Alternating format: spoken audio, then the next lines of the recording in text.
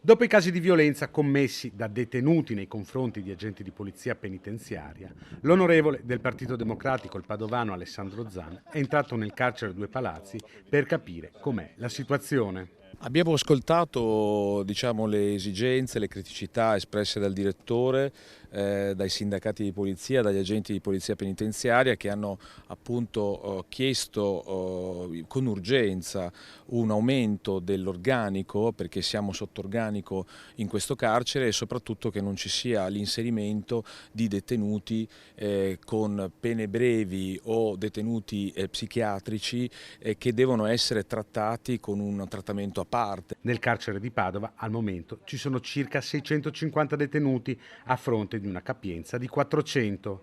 È necessario intervenire, sottolinea Zan, perché il penitenziario resti l'eccellenza che si è dimostrato negli anni. Questo di Padova è un fiore all'occhiello, ma dobbiamo lavorare tutti perché non venga rovinato questo carcere e purtroppo lo stanno rovinando, immettendo dei detenuti che non c'entrano nulla con il trattamento ad alta intensità che qui è previsto, che ripeto prevede che i detenuti lavorino nelle cooperative, studino e dunque vengono reintegrati nella società.